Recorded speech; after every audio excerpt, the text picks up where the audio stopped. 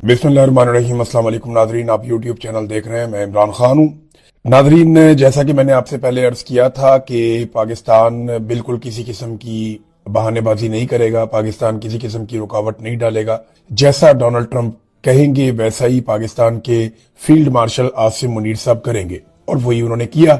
और मैंने आपको ये भी बताया था कि फील्ड मार्शल आसिम मुनीर जो भी करेंगे, हुकूमत उसको ओन करेगी, मौलवी उसको एन इस्लामी और शरई करार देंगे, और पाकिस्तान का मीडिया उसे पाकिस्तान की बहुत बड़ी फतह करार देगा। तो हुआ वही कि डोनाल्ड ट्रंप ने बुलाया और आसिम मुनीर साहब ने लब्बैक कह दिया।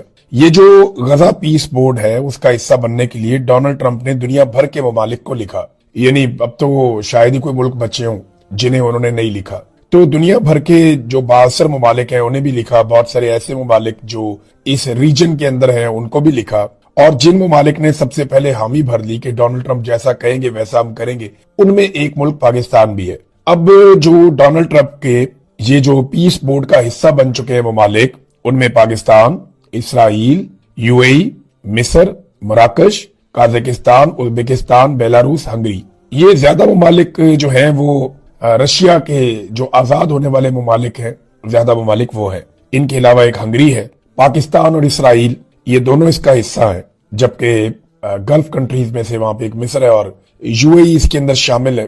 फ्रांस ने, कनाडा ने, जर्मनी ने, रूस ने, चीन ने, सऊदी अरब ने, तुर्की ने, पोलैंड ने, बरतानिया, ऑस्ट्रेलिया, भारत, इन ममालिक ने अभी तक हामी नहीं भरी, और बहुत सारे ममालिक हैं जिन्होंने अभी तक हामी नहीं भरी। तो डोनाल्ड ट्रंप ने कहा और आसिम मुनीर साहब ने कहा जी ओके हो गया, हम आ रहे हैं। अब ये गजा पीस बोर्ड, ये एक्चुअली डोनाल्ड ट्रंप साहब का अपना एक मंसूबा है, और उससे वो ये सोचते हैं कि ये गजा की पट्टी को एक तरक्की याफ्ता इलाके में कन्वर्ट करेंगे। यहाँ पे बहुत बड़ी बड़ी हाई राइज बनाई जाएंगी, यहाँ पे जबरदस्त किस्म के बीचेस बनेंगे, यहाँ पे कमाल किस्म की सयाहत के इलाके बनेंगे, और ये दुनिया का एक बड़ा महंगा प्लॉट है जहां पे वो दुनिया भर के सरमायाकारों को घेर कर दे गए।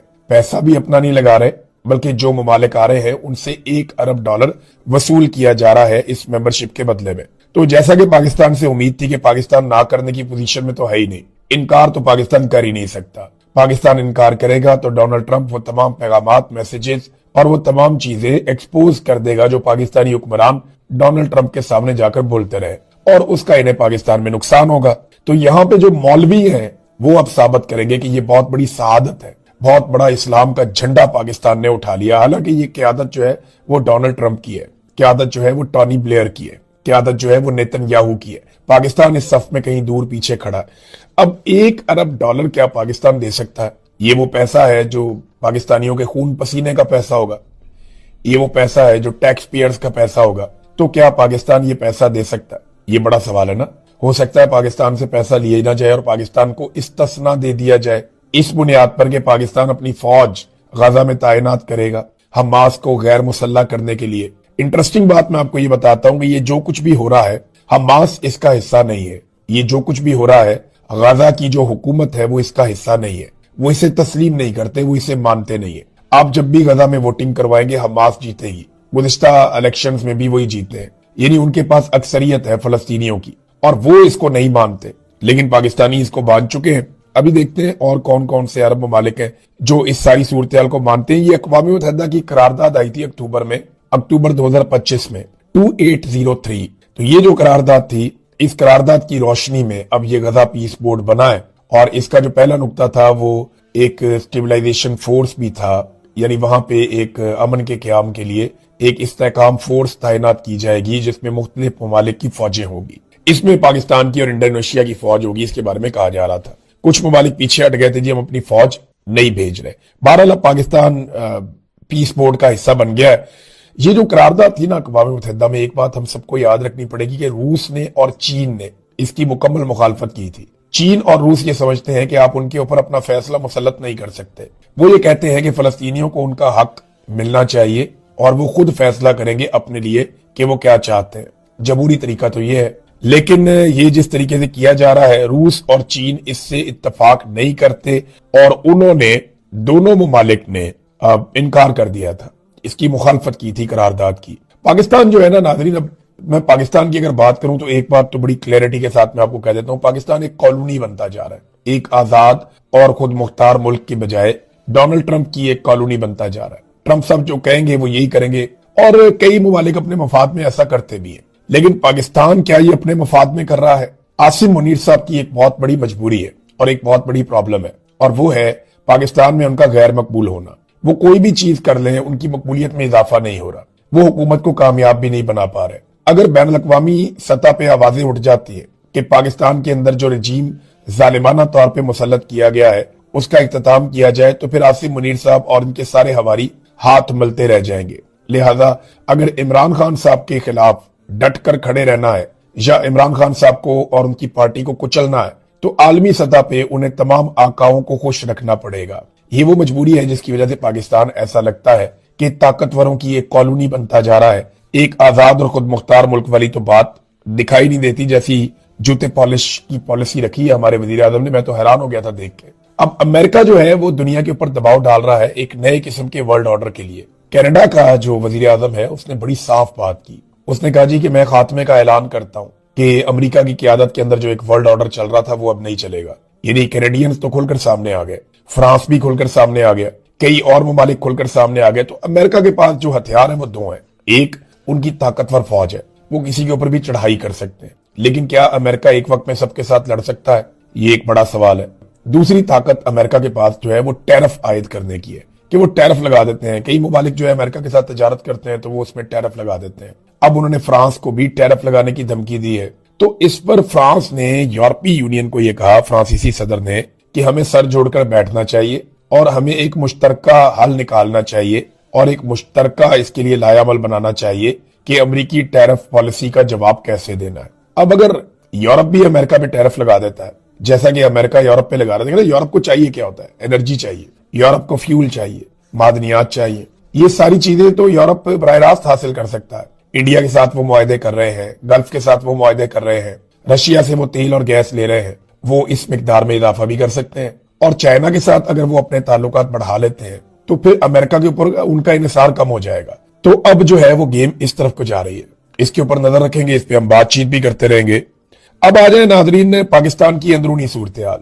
دیکھیں بیرونی تو میں نے آپ کو بتا دیا کہ ہر بات جو ہمیں کہی جائے گی ہم فوری طور پہ مان لیں گے۔ بیرونی قرضہ لینے کا پاکستان نے نیا ریکارڈ قائم کر دیا، ایک نیا ریکارڈ بنا دیا۔ 6 مہینوں میں پاکستان نے کتنا قرضہ لیا؟ گزشتہ 6 مہینوں کے اندر جو بیرونی قرضہ ہے وہ 1254 ارب، یعنی یہ لگ بھگ 4 ارب 50 کروڑ ڈالر بنتے ہیں۔ یہ پیسہ پاکستان لیتا جا رہا ہے اور یہ پیسہ پاکستان کا جا کہاں رہا ہے؟ کوئی ترقیاتی پروگرام تو چل نہیں رہے، نہ کوئی نئے ڈیمز بن رہے ہیں، یونیورسٹیز، کالجز، کوئی نئی سڑکیں، کوئی ریلوے، کچھ بن رہا ہو، کچھ بڑا ہو رہا ہو پاکستان کے اندر، کچھ نیا ہو رہا ہو پاکستان کے اندر، یا بہت سارے جنگلات لگ رہے ہوں، نئی نہریں نکل رہی ہوں، کچھ بھی ایسا نہیں ہو رہا۔ تو جب کچھ بھی نہیں ہو رہا تو یہ اتنا سارا پیسہ لے کر ڈال کہاں پہ رہے؟ یہ پیسہ کس کی جیب میں جا رہا ہے؟ یہ سوال میں نے کئی مرتبہ پوچھا، آج تک اس کا جواب کسی نے نہیں دیا۔ بس اڑان پاکستان کی ایک کہانی سنا دیتے ہیں، اور اڑان کی حالت یہ ہے کہ بیرونی سرمایہ کاری، جسے آپ فارن ڈائریکٹ انویسٹمنٹ کہتے ہیں، کہ باہر سے کوئی سرمایہ کاری پاکستان میں آئے، وہ مزید 43% تک گر گئی ہے۔ یعنی باہر سے بجائے اس کے کہ سرمایہ کاری پاکستان میں آئے، جو آ رہی تھی وہ بھی مزید گر گئی ہے 43% تک، یعنی وہ بھی تقریباً آدھی ہو رہی ہے۔ آئی ایم ایف نے معاشی گروتھ کے مزید سست ہونے کی پیشن گوئی کر دی ہے اسی وقت، اور پاکستان کا پیسہ لگاتار ڈبویا جا رہا ہے۔ جیسا کہ گرین انیشیٹو ایک لیا تھا، شہباز شریف نے کہا تھا کہ یہ آرمی چیف کا ویژن ہے۔ میں نے 2 سال پہلے رولا ڈال دیا تھا کہ یہ مت کردہ بربادی کر دیں گے آپ پاکستان کی، لیکن ان کی کھوپڑی میں بات گھستی نہیں ہے۔ یہ دریائے سندھ سے نہریں نکال کر چولستان لے کر جا رہے تھے اور چولستان کی زمینوں کو سیراب کرنے جا رہے تھے۔ ان کا یہ کہنا تھا کہ ان صحراؤں کے اندر یہ لہلہاتے ہوئے کھیت لگائیں گے، اور اب صورتحال اس کے بالکل برعکس ہو گئی ہے۔ حالت یہ ہے کہ پاکستانیوں کا پیسہ چولستان کی ریت کے اندر انہوں نے اربوں روپیہ ڈبو دیا پاکستانیوں کا۔ سجاگ کی ریسرچ رپورٹ کے مطابق گرین پاکستان کا منصوبہ صحرائے چولستان کی ریت میں ڈوب رہا ہے۔ سب سے بڑی 2 کمپنیاں جن کے پاس 50,000 ایکڑ زمین تھی، 50,000 ایک کے پاس، 50,000 ایک کے پاس، ان میں سے ایک فاطمہ فرٹیلائزر، انہوں نے منصوبہ شروع ہونے کے 2 سال بعد بھی پروجیکٹ پہ کام ہی شروع نہیں کیا، جبکہ یونٹی گروپ ہے وہ جناب منصوبے سے نکلنے کے لیے ہاتھ پاؤں مار رہے ہیں۔ چینی کمپنی سمیت 3 کمپنیاں بھی منصوبے سے نکلنے کے لیے کام کر رہی ہیں اور ملازمین کو بھی نکالا گیا ہے۔ 2 سال پہلے شہباز شریف نے اس کا افتتاح کرتے ہوئے کہا تھا کہ یہ آرمی چیف عاصم منیر کا ویژن ہے، تو یہ والا ویژن بھی بڑھ گیا، پاکستانیوں کے پیسے بھی اربوں روپے انہوں نے ضائع کر دیے۔ तो जब पाकिस्तान में नया काम ही नहीं हो रहा, ना खेलों के मैदान बन रहे हैं, ना लोगों को फैसिलिटेट किया जा रहा है, तो ये अरबों डॉलर जा कहां रहे हैं? ये या तो लोगों की जेबों में जा रहे हैं, करप्शन की नजर हो रहे हैं, या ये पैसा जमा करके ये कौमी खजाने में दिखाना चाहते हैं कि जनाब देखें हमने कौमी खजाना भर दिया। इमरान खान साहब के दौर में कौमी खजाने में इतना ही पैसा था जितना आज इनके पास है, लेकिन इमरान खान साहब के दौर में सैकड़ों बहुत बड़े बड़े प्रोजेक्ट्स चल रहे थे और तब भी कौमी खजाना भरा हुआ था। कोविड के बावजूद इमरान खान साहब ने कौमी खजाना भी भरा और बेशुमार कौमी सतह के बड़े मंसूबे जो हैं उनको भी चलाया। आज वो सारे मंसूबे लगभग बंद पड़े हैं। कौमी खजाना इन्होंने खाली कर दिया था, अब ये कर्जे ले लेकर उसमें पैसा डाल रहे हैं। हालात क्या है? तजारती खसारा पाकिस्तान की तारीख की सबसे बुलंद सतह पे पहुंच गया है। यानी ये आदादो शुमार आप देखिए, 3.8 अरब डॉलर पाकिस्तान का तजारती खसारा हो गया। ऐसा पाकिस्तान की तारीख में कभी नहीं हुआ। ये होशरुबा इजाफा है पाकिस्तान के तजारती खसारे में। पाकिस्तान बाहर से जो चीजें मंगवा रहा है वो 6.1 अरब डॉलर और जो चीजें बाहर भिजवा रहा है वो 2.3 अरब डॉलर, और ये दिसंबर 2025 का डाटा है। यानी एक महीने के डाटा में आपके पास सारी कहानी आ जाती है कि आपने 6 अरब डॉलर से ज्यादा का सामान मंगवाया और लगभग 2 अरब डॉलर का आपने भेजा, तो 3.8 अरब डॉलर का सीधा सीधा तजारती खसारा हुआ है। एक्सपोर्ट्स है ही नहीं। आप कोई चीजें बनाएंगे तो बाहर भेजेंगे, चीजें बना ही नहीं रहे तो बाहर भेजेंगे कि आप दुनिया को। हालात बहुत पतले हैं। जितनी जल्दी हो सके इस हुकूमत को घर जाना होगा। अगर ये हुकूमत रह जाएगी तो पाकिस्तान को ये मजीद तबाही के दहाने पर ले जाएंगे, और ये लेकर जा रहे हैं। टेक्सटाइल इंडस्ट्री के लोग इकट्ठे हुए, उन्होंने कहा जी हमारी 150 बड़ी बड़ी मिलें बंद हो गई हैं, टेक्सटाइल का शोबा तबाह हो गया है, इंडस्ट्री मुकम्मल तबाह हो गई है, चाबियां हुकूमत के हवाले कर रहे हैं, आप खुद ही चला लें। ये इनकी ऊंची उड़ान है। इन्होंने करोड़ों रुपए के इश्तिहारात लगवा दिए मीडिया के ऊपर, करोड़ों रुपए इन्होंने लगा दिया इश्तिहारबाजी के ऊपर, और 10 अरब के अंदर इन्होंने बेच दी पीआईए। उससे बहुत ज्यादा पैसा इन्होंने हर साल जाया किया है, और पूरी की पूरी एक एयरलाइन जो पाकिस्तान का प्राइड थी वो इन्होंने ओने पोने बेच दी। और बेची किसे? फौजी फाउंडेशन को। यानी वो डायरेक्ट तो नहीं आए लेकिन फिर भी वो उसके मालिक बन गए। तो फौजी फाउंडेशन के पास है जनाब अब पीआईए। तवज्जो इनकी इस बात पे है कि सूबाई खुद मुख्तारी भी खत्म कर दी जाए। 28वीं आईनी तरमीम आ रही है नादरीन, और 18वीं आईनी तरमीम उसका निशाना बनेगी। मैं आपको फिर बता देता हूं कि 18वीं आईनी तरमीम में सूबों के पास इख्तियारात आए थे और सूबाई खुद मुख्तारी आई थी, और ये पीपल्स पार्टी और पीएमएलएन ने मिलकर किया था। मिलिट्री एस्टेब्लिशमेंट हमेशा से इसके खिलाफ थी, और वो ये चाहते थे कि जो 18वीं आईनी तरमीम है वो खत्म हो जाए। वो हर मीटिंग में हर जगह पे बैठ के हमेशा ये कहते, क्योंकि उनका इख्तियार कम हो गया था ना, उनकी ताकत कम हो गई थी। मिलिट्री एस्टेब्लिशमेंट को ताकत मिलती है जितना ज्यादा आप वफाक को ताकत देते हैं। जब आप सूबों को खुद मुख्तारी देते हैं कि हर स्टेट अपना फैसला खुद करे, हर सूबा अपना फैसला खुद करे, जैसा कि पूरी दुनिया में होता है, तो फिर जो ऊपर इस्लामाबाद है उसके पास ताकत कम हो जाती है। तो हर सूबे को कंट्रोल करना मुश्किल होता है, इस्लामाबाद को कंट्रोल करना आसान होता है। तो ये मिलिट्री एस्टेब्लिशमेंट के लिए एक चैलेंज था।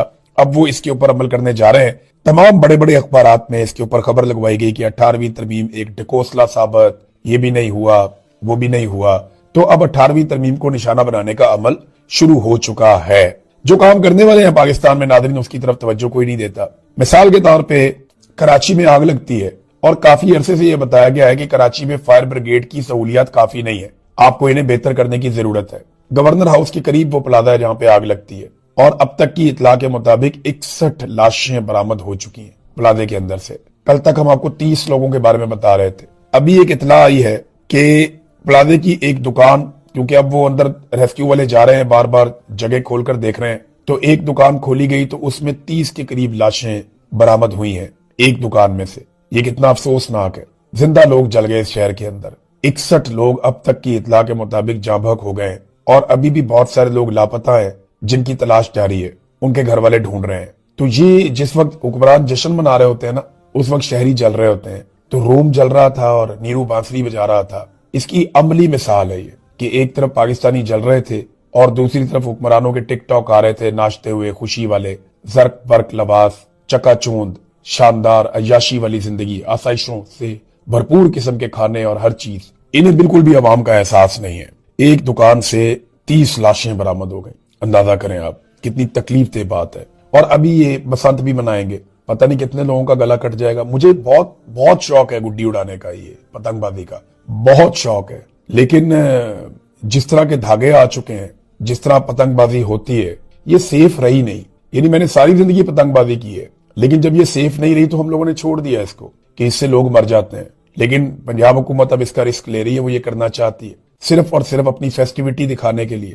تو اس میں عمران خان صاحب کی بہن نے بھی ایک بات کی، دیکھیں کل انہیں مار پڑی ہے وہاں پہ، ان کی بہنیں گر گئی، انہوں نے سارا بتایا کہ ہمیں کیسے پولیس والوں نے آ کر مارا، 4 SHO تھے، 500 پولیس والے تھے، انہوں نے بہت ٹارچر کیا، بہنیں بھی گر گئیں، وہاں نوجوانوں کو گرفتار کیا، بہت مار کٹائی کرتے رہے وہاں پہ پولیس والے۔ تو انہوں نے صبح وہ پھر آ گئی، عجیب ریزیلینس دکھائی ہے اس خاندان نے، یعنی عمران خان صاحب نے، ان کی اہلیہ نے، ان کی بہنوں نے، ان کے رشتہ داروں نے بڑی ریزیلینس دکھائی ہے۔ اتنی تکالیف اور اتنے ظلم اور جبر کے باوجود یہ لوگ ہر مرتبہ ڈٹ کر کھڑے ہوتے ہیں۔ تو عمران خان صاحب کی ایک بہن آئی، انہوں نے کہا جی کہ اگر ججز انصاف نہیں دے سکتے تو گھر چلے جائیں، آپ کو انصاف دینے کے لیے اس منصب پہ بٹھایا گیا، اور ان ججوں نے جا کے اللہ رب العزت کو جواب نہیں دینا۔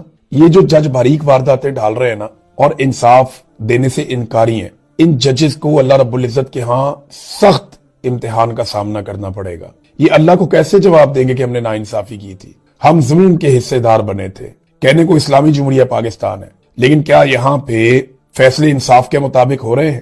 اپنی مرضی کے جج لا کر بٹھائے گئے ہیں جو بالکل انصاف نہیں دے رہے۔ تو عمران خان صاحب کی بہن نے کہا کہ جب بسنت منائیں گے تو ہر طرف عمران خان کے نام کی اور عمران خان صاحب کے تصویروں والی پتنگیں اڑتی ہوئی نظر آئیں گی، یہ عمران خان کی بہن نے کہا۔ تو پاکستان تحریک انصاف کے جتنے بھی ٹکٹ ہولڈرز ہیں، امیدوار ہیں، جیتنے والے ہارنے والے عہدیداران ہیں، وہ سارے اپنے اپنے طور پہ اب پتنگیں تیار کروائیں گے بڑے پیمانے پہ۔ لاکھوں روپے کی پتنگیں آپ دیکھیں گے ہوا میں اڑیں گی، اور ان میں آپ کو عمران خان اور پاکستان تحریک انصاف کے جھنڈے نظر آئیں گے۔ اس سے پہلے آپ کو یاد ہے کہ پنجاب میں پاکستان تحریک انصاف کا آپ جھنڈا نہیں اٹھا سکتے، پنجاب پولیس بہت مارتی ہے، لیکن اگر ہر طرف پاکستان تحریک انصاف کی پتنگیں اڑ رہی ہوں گی تو پنجاب پولیس کس کو مارے گی؟ چادر اور چار دیواری کا تقدس تو یہ پامال کر نہیں سکتے، اور اگر گھسیں گے تو کس کس کے گھر میں گھسیں گے؟ فرض کریں ایک گھر سے ایک پتنگ اڑی ہوئی ہے، PTI کا جھنڈا اس پہ بنا ہوا ہے، پولیس اندر آ جاتی ہے تو وہ توڑ کے پھینک دیں گے، آپ کیا کر لیں گے؟ آپ کے پاس کوئی ثبوت نہیں، آپ کچھ نہیں کر سکتے۔ تو یہ بڑا انٹرسٹنگ ماحول بنے گا جب بسنت آئے گی۔ میرا ناظرین تھوڑا گلا خراب ہے، 1-2 دن تھوڑا سا آپ کو برداشت کرنا پڑے گا، میں اسی طرح بات کروں گا۔ اب تک کے لیے اتنا ہی، اپنا خیال رکھیے گا، اپنے اس چینل کا بھی۔ اللہ حافظ۔